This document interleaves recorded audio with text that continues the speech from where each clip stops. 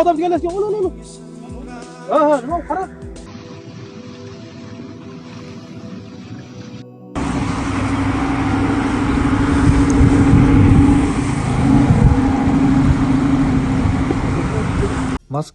Moskva oblasti va Sankt-Peterburgdagi hamyurtlarimizga 10 yillik ish stajiga ega ishonchli dokument xizmatlarini taklif qilamiz. Registratsiya, uni продление qilish, трудовой договор, уведомление, spravkalar, проверка baza xizmatlari mavjud. Muhim eslatma, Amina ilovasi to'liq ishlamaganligi sababli registratsiya qilmaganlar zudlik bilan ushbu xizmatdan foydalaning. Hoziroq ekrandagi raqamlarga qo'ng'iroq qiling yoki WhatsAppdan yozing.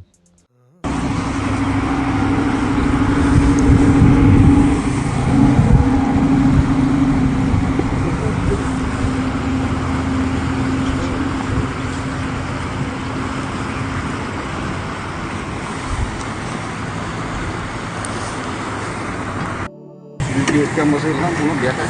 Masada akıyor şekilde sürüyordu. 5 gün ben böyle 10 Mart'ta korkuyordu. Kayıklar diye tuttu. Bunu hem ne kadar saltan koyanı olmasın. Orada bilmem. Yani televizyonda akılın. Kırık bir kep koyamazsan ne onda?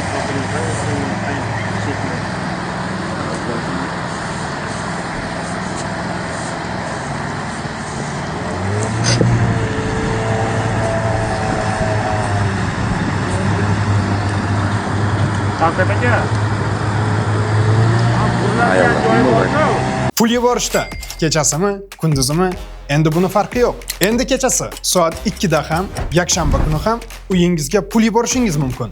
Bank ochilishini kutmaysiz, navbatda turmaysiz. Hech kimga iltimos qilishingiz ham shart emas. Yubormobil ilovasi 24 ga yetdi. Sizga erkinlik beradi.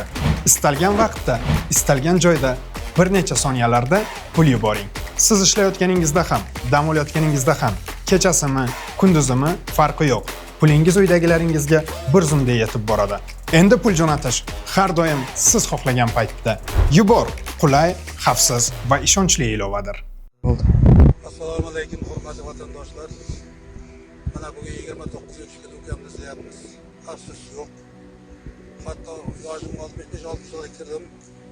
Men ham keldim. Ayollar ham keldi.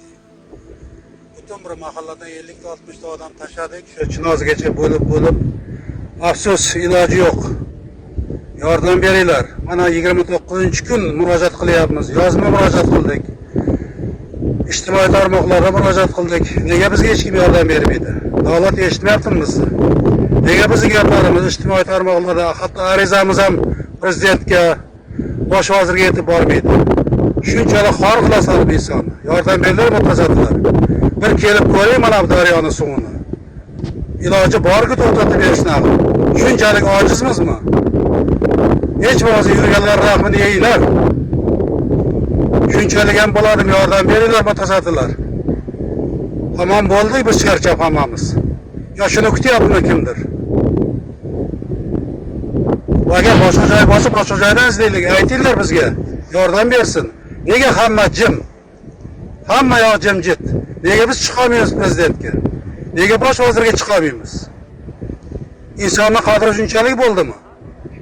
Yordam beringlar. 29 kundan beri yalinamiz. 5 milliondan ortiq odam shuni yalinyapti. Iloji borki suvni to'xtatib beringlar. Bir kunga demayapmiz, ma'lum vaqtga. O'sha MCS topolmasa, ichki ishlar topolmasa, o'zimiz yechilib tushamiz suvga. O'zimiz qaraymiz. Bir ko'ringlar bitta chakalaklar qanaqaligini. Suvni chuqurligi 19 metrgacha deyishyapti. Biz faqat kelib chekasida yig'lab qaytib ketyapmiz. İlojimiz yo'q. Butun bir O'zbekistonda lotka yo'qmi? İsa bormi o'zi? Shu kelgan odamlarga bitta durbin topilmaydimi? Shunchalik ojiz bo'ldimi davlatimiz? Biz hali xalaqit so'raganimiz yo'q. Oddiy durbin yo'qmi shu qarashga?